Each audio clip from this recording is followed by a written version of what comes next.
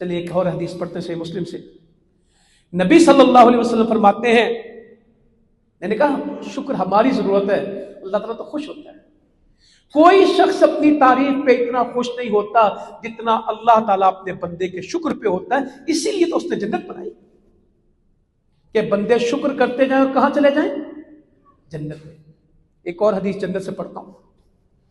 नबी सल्लल्लाहु अलैहि वसल्लम फरमाते हैं, अल्लाह ताला जन्नती को जन्नत में जाने के बाद जहन्नुम में उसका मुमकिना ठिकाना दिखाता है।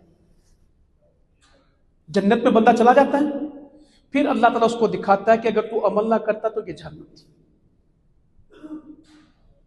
ताकि वो कहता है या अल्लाह तूने मुझे ये हिदायत दी, मैं तेरा शुक्र अदा करता हूं कि तूने मुझे हिदायत दी और मैं जन्नत में आ गया। जहन्नुम इसलिए दिखाता है कि वो जन्नत में शुक्र अदा करे। जन्नत में जाने के बाद भी अल्लाह ताला उसको जहन्नुम का ठिकाना दिखाता है कि अगर तू बंदा ना बनता तो यहां जाता है।